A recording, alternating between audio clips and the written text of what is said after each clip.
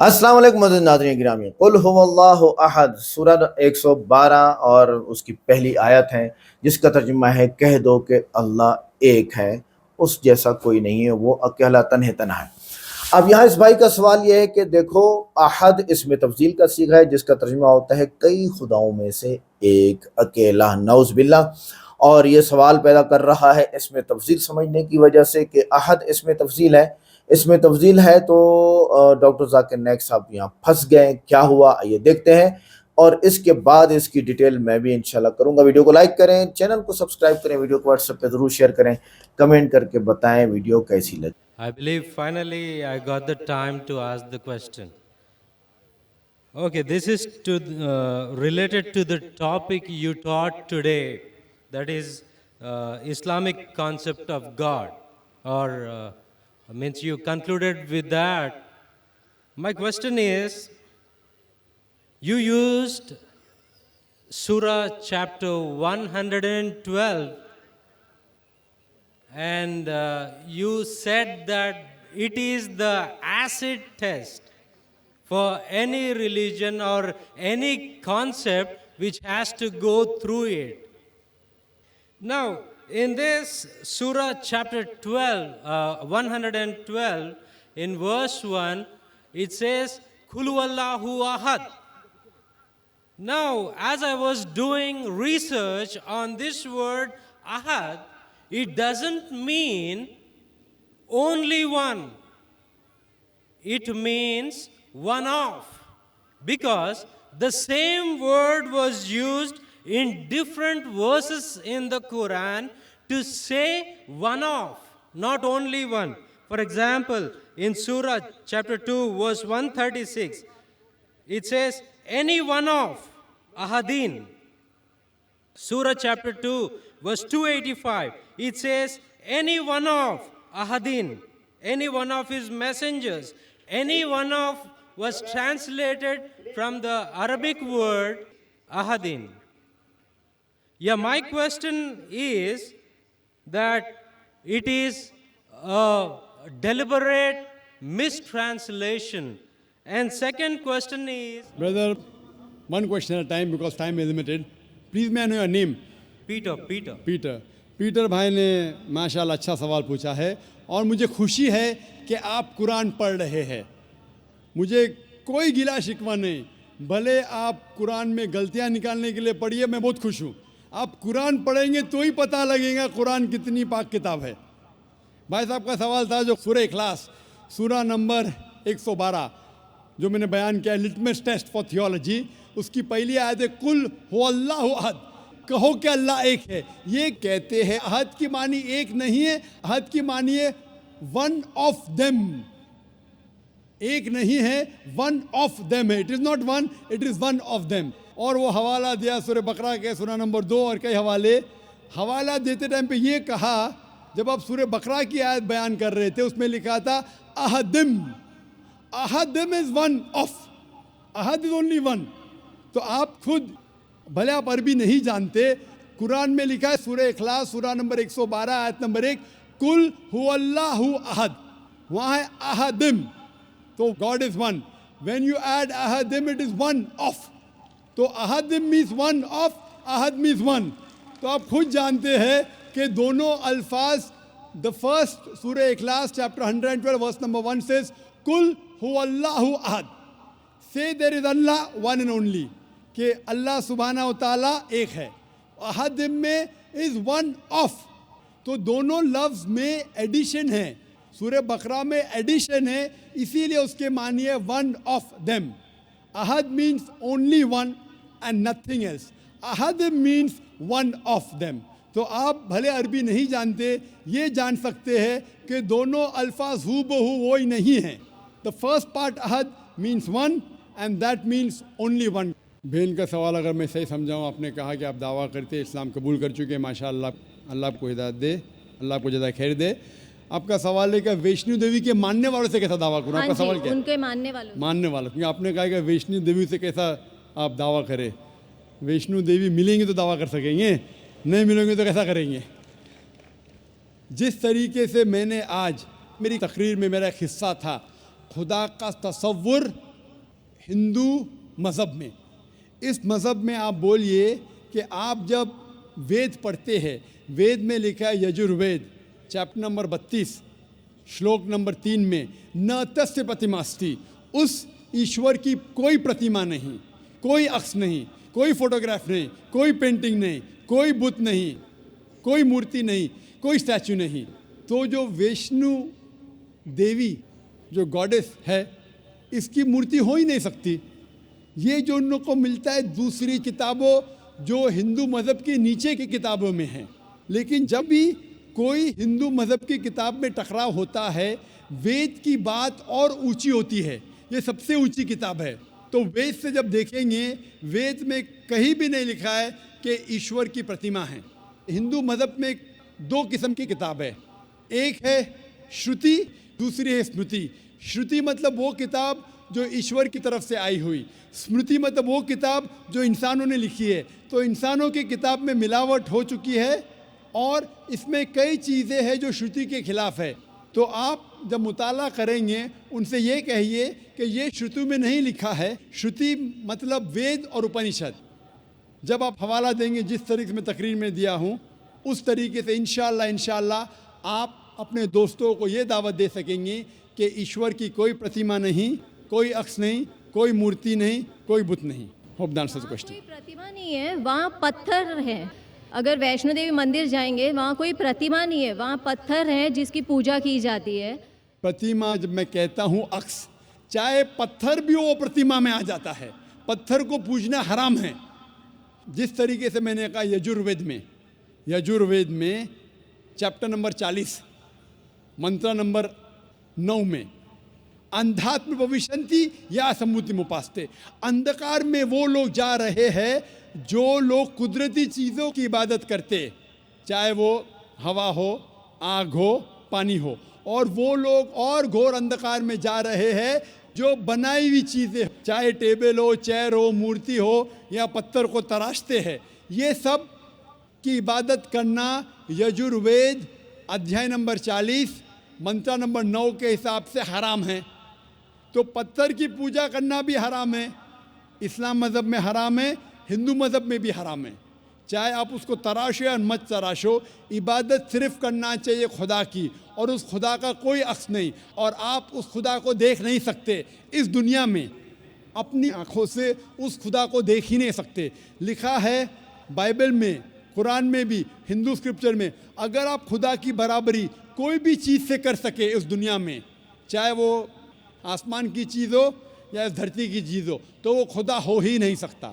Hope دان سر بھائی صاحب نے سوال کیا ہے, الحمدللہ اس نے اسلام قبول کیا, اللہ سبحانہ تعالیٰ اس کو جزائے خیر دے اور اس کے جد و جہد کو قبول فرمائے. ان کا سوال ہے کہ جو شیطان ہے وہ کیا اسلام کے علاوہ ہندو دھرم میں ہے اور اس کا کیا نام ہے. دوسرا سوال ہے کیا کلیوگ آ چکا ہے. تیسرا سوال ہے کیا ہم شری کرشن شری رام کو پیغمبر مان سکتے ہیں. اور چوتھا سوال ہے کل کے اوتار کے بارے میں. پہلا سوال کہ شیطان کا کیا نام ہے. تو شیطان کا صدر ہے, اس کا نام قرآن مجید میں ابلیس ہے. لیکن قرآن مجید میں کہا گیا ہے سورہ ناس میں کہ وہ لوگ جو دل میں وسوسہ ڈالتے ہیں آپ کے دل میں اور پھر ہٹ جاتے ہیں, وہ انسان میں سے اور جن میں سے ہے. شیطان قرآن مجید کے مطابق انسانوں میں سے بھی شیطان ہے اور جن میں سے بھی. انسان اور شیطان دونوں کو فری ول دیا گیا ہے. ہم چاہے تو اللہ کی بات مان سکتے ہیں, چاہے تو نہیں مان سکتے. جو لوگ کو فری ول دینے کے بعد جو اللہ سبحانہ و تعالیٰ کی بات مانتے ہیں وہ فرشتے کے اوپر ہو جاتے ہیں, جو اللہ سبحانہ و تعالیٰ کے خلاف جاتے ہیں اسے کہتے ہیں شیطان. تو شیطان انسانوں میں سے بھی ہے اور جن میں سے بھی ہے, اور اس کا ذکر دیگر مذاہب کی کتاب میں بھی ہے. شیطان ڈیول بولو, انگریزی میں ڈیول کہتے ہیں, بائبل میں اس کا نام ہے ڈیول. اس طریقے سے ہندو مذہب باقی مذہب کی کتاب میں بھی لکھا ہے شیطان, اور پارسی کتاب میں اہرمان. تو ہر مذہب میں دیر از این ایول فورس, اسے شیطان کہو, ڈیول کہو, ابلیس کہو. آپ کا دوسرا سوال ہے جو کلیوگ, یہ کلیوگ آ چکا ہے. آپ کا تیسرا سوال کہ ہم شری کرشن شری رام کو پیغمبر مان سکتے ہیں کیا نہیں؟ محمد صلی اللہ علیہ وسلم فرماتے ہیں، صحیح حدیث ہے مشکات المصابی کی جلد نمبر 3 میں، حدیث نمبر 5373 میں، جس کا ذکر ہے احمد بن حنبل میں جلد نمبر 5 میں، صفحہ نمبر 265 اور 266 میں۔ اللہ کے رسول فرماتے ہیں کہ اللہ سبحانہ و تعالیٰ نے اس زمین پہ 1,24,000 پیغمبر بھیجے ہیں، لیکن نام سے قرآن مجید میں صرف 25 کا ذکر ہے۔ آدم علیہ السلام، نوح علیہ السلام، ابراہیم علیہ السلام، موسیٰ علیہ السلام، عیسیٰ علیہ السلام، محمد صلی اللہ علیہ وسلم، نام سے 25، لیکن قرآن مجید میں لکھا ہے سورہ فاطر میں سورہ نمبر 35 آیت نمبر 24 میں، وَإِن مِّنْ أُمَّةٍ إِلَّا خَلَا فِيهَا نَذِيرٌ، نہیں ہے کوئی امت جس میں اللہ سبحانہ و تعالیٰ نے خبردار کرنے والا نہیں بھیجا۔ اللہ تعالیٰ فرماتے سورہ رعد میں سورہ نمبر 13 آیت نمبر 7 میں، وَلِكُلِّ قَوْمٍ هَادٍ، اور ہر قوم میں ہم نے ہدایت دینے والا بھیجا۔ نام سے صرف 25 کا ذکر ہے۔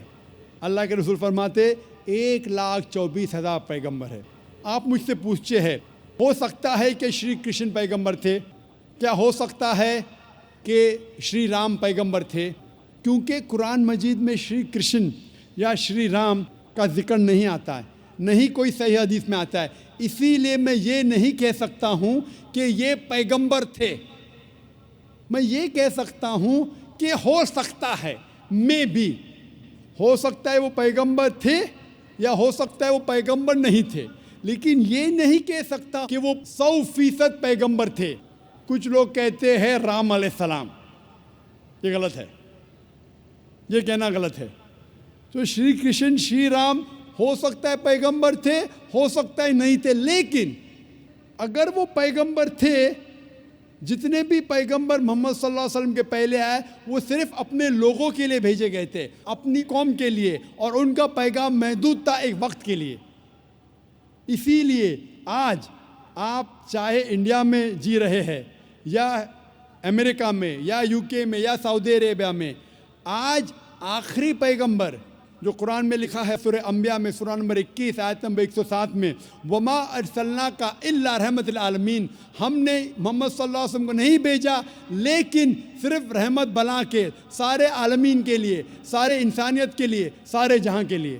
کیونکہ محمد صلی اللہ علیہ وسلم آخری پیغمبر تھے، وہ صرف مسلمان یا عربوں کے لیے نہیں بھیجے گئے تھے، وہ ساری انسانیت کے لیے بھیجے گئے تھے۔ تو آج چاہے آپ ہندوستان میں رہ رہے ہیں یا USA میں یا UK میں یا سنگاپور میں یا سعودی میں، آپ کو ماننا چاہیے آخری پیغمبر محمد صلی اللہ علیہ وسلم میں، اور یہ لکھا ہے ہندو مذہب کی کتاب میں بھی۔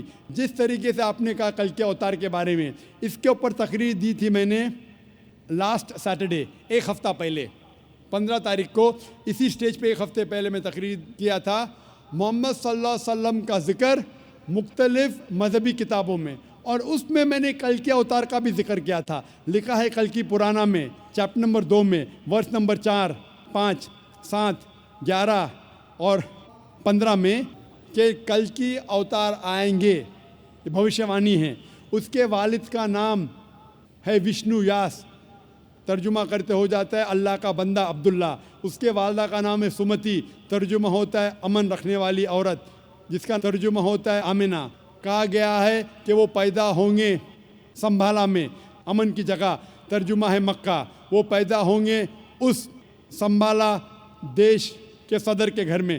ہم جانتے ہیں محمد صلی اللہ علیہ وسلم قریش خاندان میں پیدا ہوئے۔ اس طریقے سے ڈیٹیل میں نے ذکر کیا تھا ایک ہفتے پہلے۔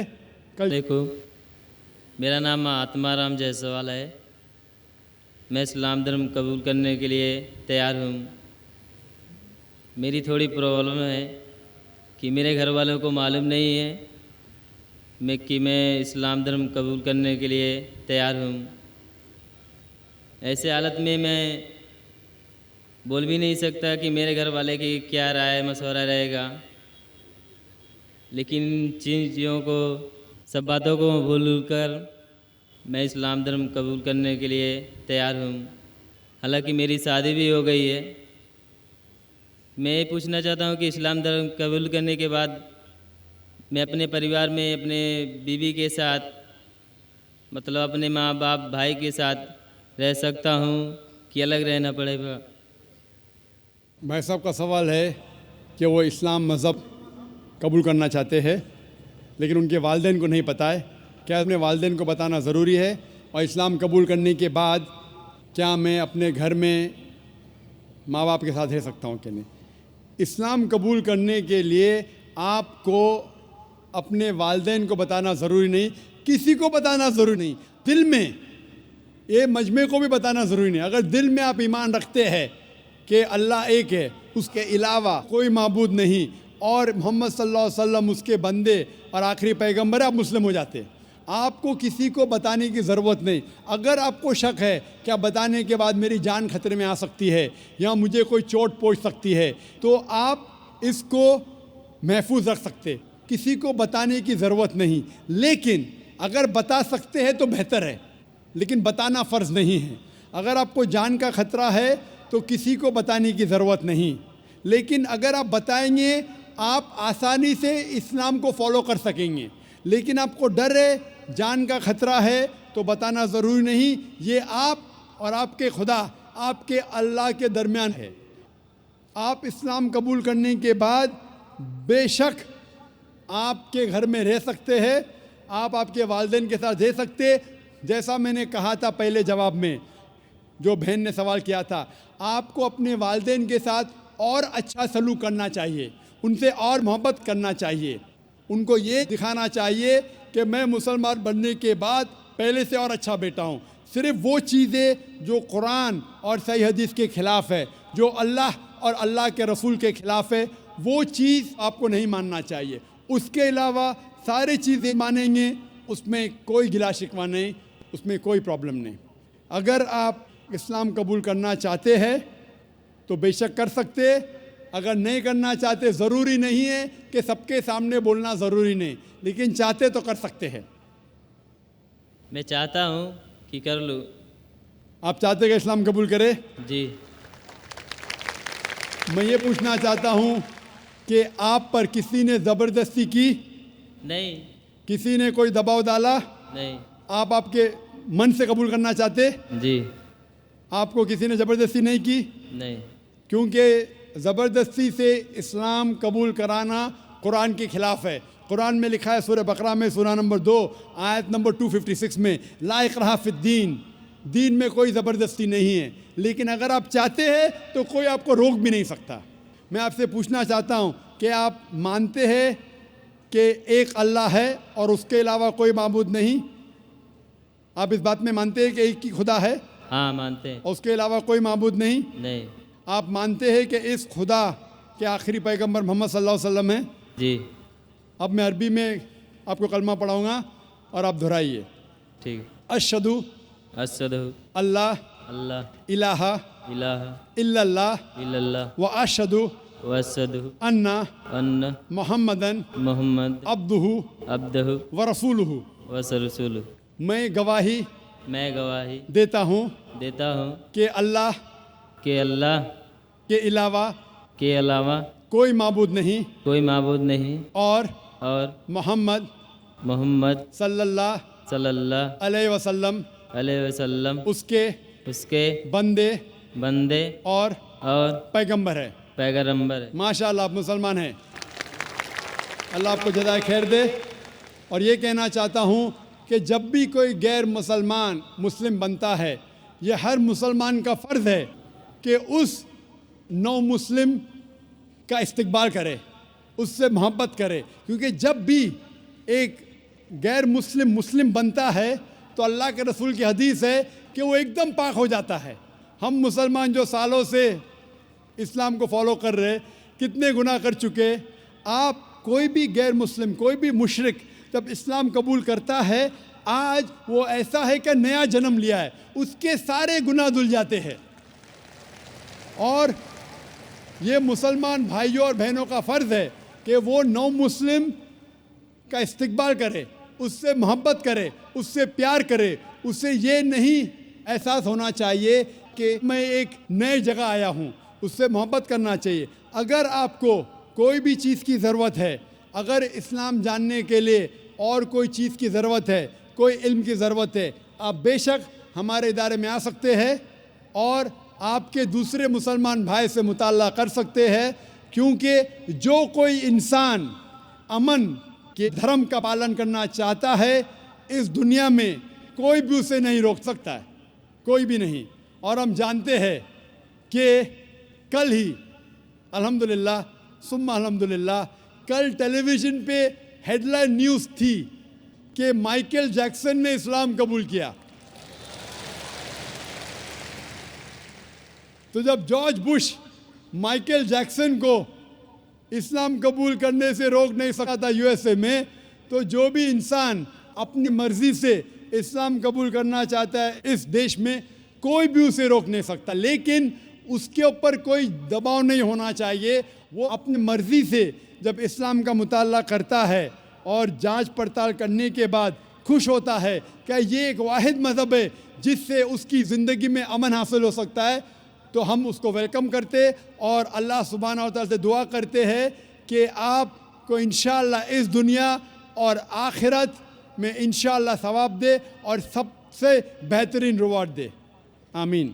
بھائی نے ایک اچھا سوال پوچھا۔ سوال کے پہلے یہ کہا ہے کہ جو بہن اور بھائی اسلام قبول کر رہے ہیں، آپ اسلام قبول کرنے کے بعد یہ دیکھیے کہ اسلام کا پالن کرے، اور یہ دیکھیے کہ ہندو مذہب اور اسلام میں کیا یکسانیت تھی، کیا اختلاف تھا، اور بھائی چارہ بڑھانا چاہیے اور لوگوں کو آپ کا نیا پیغام پہنچانا چاہیے۔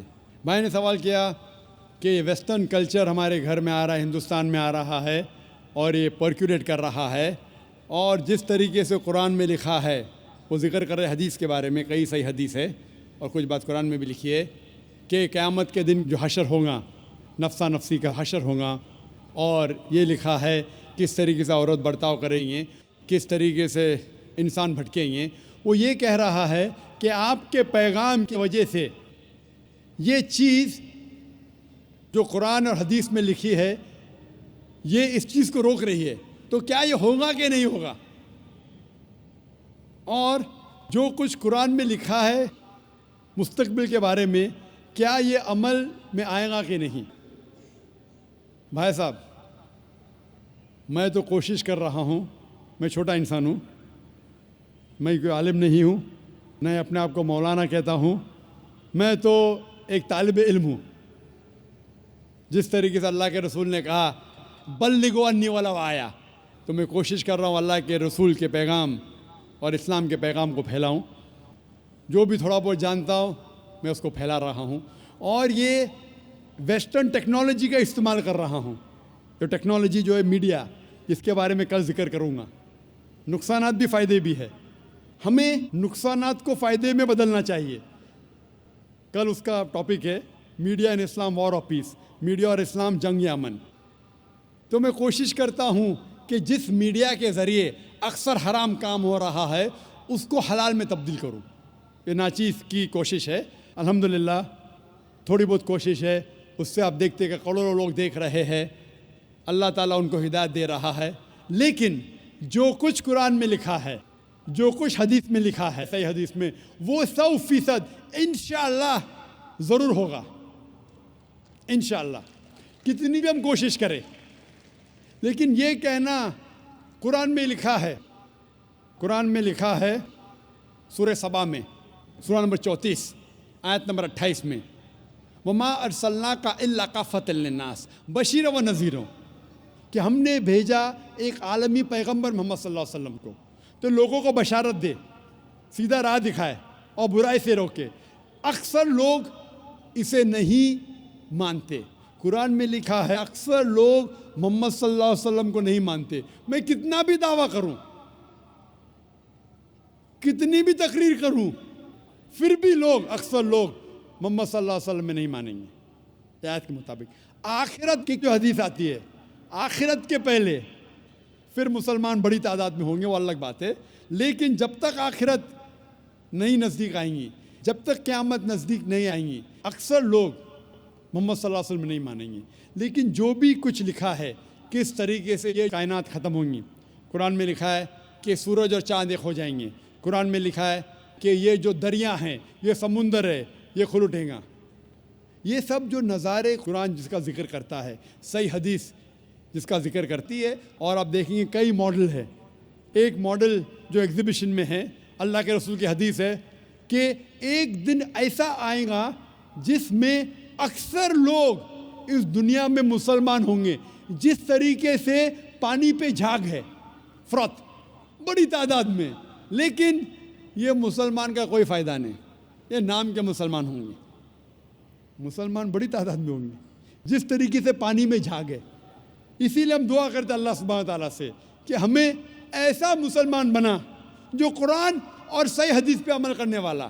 صرف نام کا مسلمان نہیں, نام کے مسلمان سے محمد, ذاکر, عبداللہ, سلطان سے آپ جنت میں نہیں جائیں گے. مسلمان اصل میں وہ ہے جو اپنی ساری خواہشیں اللہ کے احکامات کے مطابق عمل میں لاتا ہے, اسے کہتے اصل مسلمان. تو ہم دعا کرتے اللہ سبحانہ و تعالیٰ سے کہ ہمیں ایسا مسلم بنا جو قرآن کے احکامات پہ عمل کرے, اللہ کے رسول کے پیغامات پہ عمل کرے.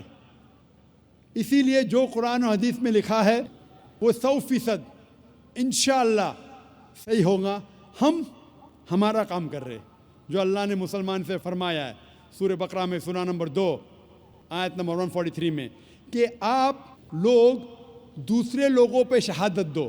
جس طریقے سے اللہ کے رسول ہم مسلمان پہ شہادت دیں گے, اس طریقے سے جو لوگ تک کہ اسلام کا پیغام نہیں پہنچا, ہمارا فرض ہے کہ ان لوگوں تک اسلام کا پیغام پہنچائے.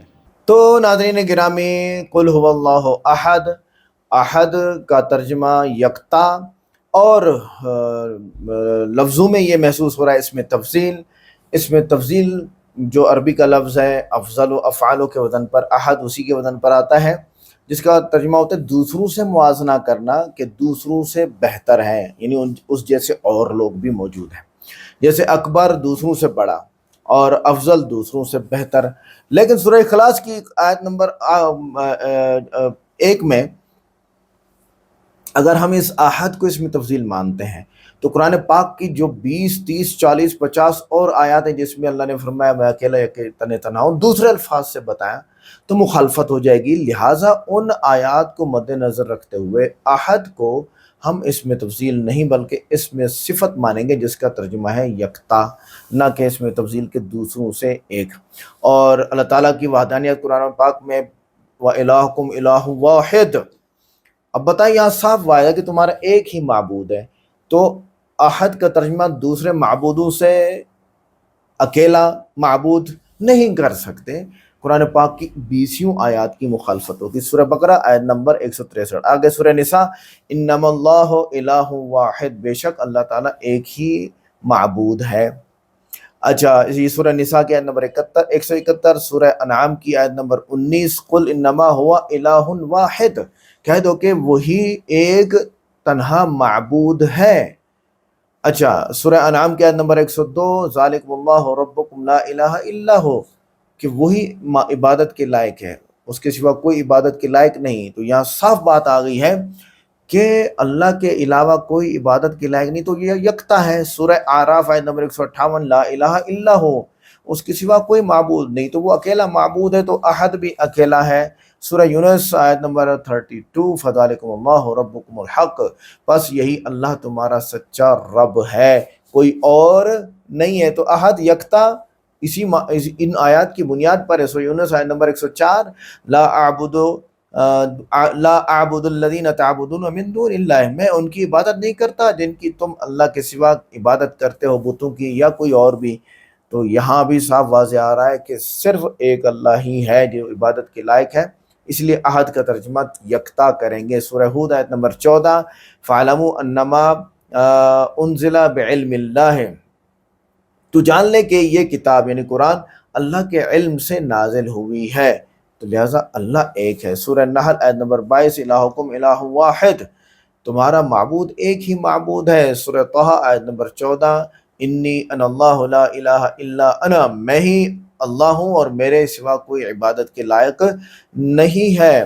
اچھا, سورہ مومنون آیت نمبر 91 متخذ اللہ من ولد وما کان معہ من الہ, اللہ نے کوئی بیٹا نہیں بنایا اور نہ ہی اس کے ساتھ کوئی معبود ہے, لہذا وہ یکتا ہے, دوسرے معبودوں سے اکیلا نہیں ہے. سورہ نمل آیت نمبر 26 اللہ لا الہ الا ہو رب العرش العظیم, اللہ کے سوا کوئی معبود نہیں, وہی عظیم عرش کا رب ہے.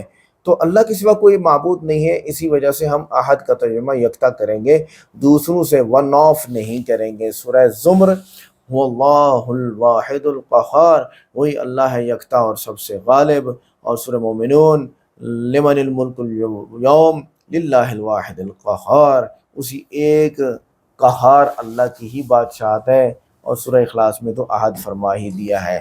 تو یہ ثبوت ہیں۔ اب آپ کو تقریباً بات سمجھ آ چکی ہوگی کہ قرآن پاک کے اور جتنی بھی آیات ہیں ان میں دوسرے الفاظ کے ذریعے سے یہ وضاحت ہے کہ معبود صرف ایک ہے، اس کے سوا کوئی نہیں ہے۔ اس لیے احد کا ترجمہ دوسروں سے یکتا نہیں کر سکتے، ون آف نہیں کر سکتے، بلکہ ون کر سکتے ہیں۔ اوکے، ویڈیو کیسی لگی لائک کریں، چینل کو سبسکرائب کریں، ویڈیو کو واٹس ایپ پہ ضرور شیئر کریں، کمنٹ کر کے بتائیں ویڈیو کیسی لگی۔ ملتے ہیں نیکسٹ ویڈیو میں، السلام علیکم۔